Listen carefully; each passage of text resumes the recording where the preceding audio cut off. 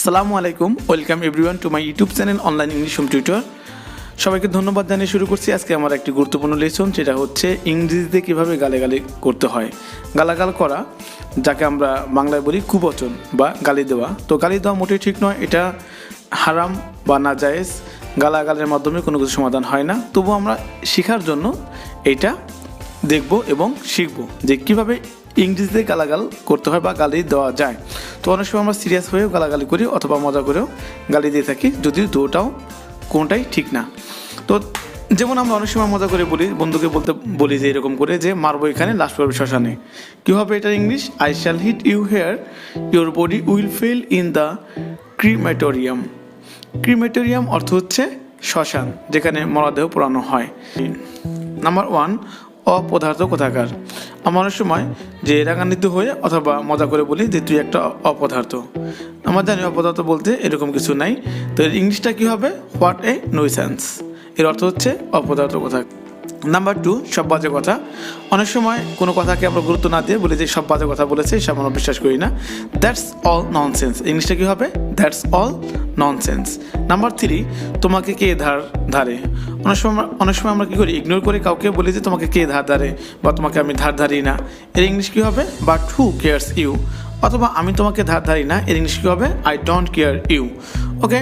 Number 4, থাপ্পড় দিয়ে দাঁত ফেলে দেবো। অনেক সময় আমরা রাগ করে বলি যে থাপ্পড় দিয়ে তোমার দাঁত ফেলে দেবো। তো এর ইংলিশটা কী হবে? I will slap your teeth.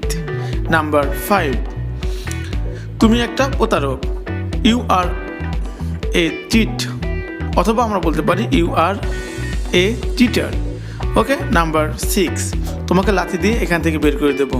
অনেক সময় আমরা এই কথাগুলো বলি যে তোমাকে লাথি দিয়ে এখান থেকে বের করে দেবো, অথবা তোমাকে লাথি দিয়ে এই বাড়ি থেকে বের করে দেবো। এটা আমরা রাগান্বিত হয়ে বলি, অথবা অনেক সময় মজা করেও কাউকে বলতে পারি লাথি দিয়ে বের করে দেবো, বের এখান থেকে, এরকম করে বলতে পারি। কী হবে ইংলিশটা? I will kick you out from here. Number 7, তুমি আমাকে ভুল বুঝেছো। অনেক সময় অনেক কিছু নিয়ে আমরা ভুল বুঝি হয় আমাদের।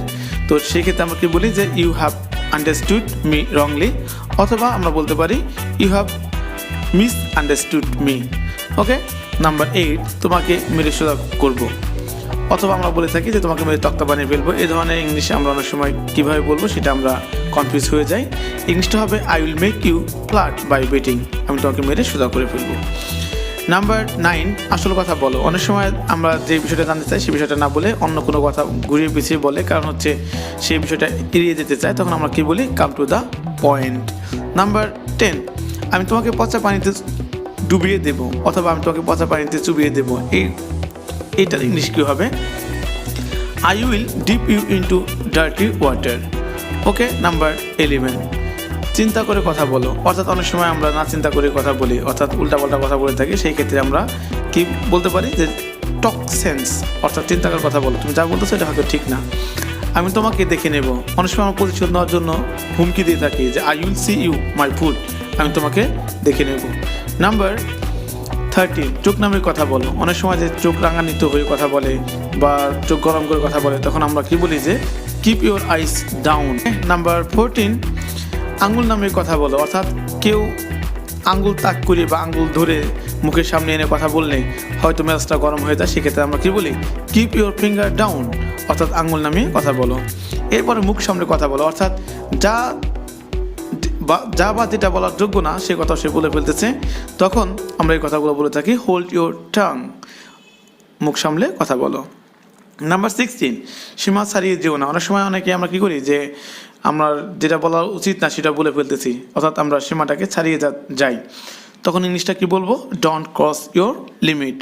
নাম্বার 17, বেশি বাড়া ভালো না। অনেক সময় যে আমরা কী করি? যে একটা কাজ করা দরকার না তারপর করতেছি, বা যেটা বলার দরকার তারপর বলতেছি, অর্থাৎ দিনে দিনে এটা খারাপ দিকে যাচ্ছে। তখন আমরা কী বলে থাকি? Don't grow so far. অর্থাৎ বেশি বেরো না বা বেশি বাড়া ভালো না।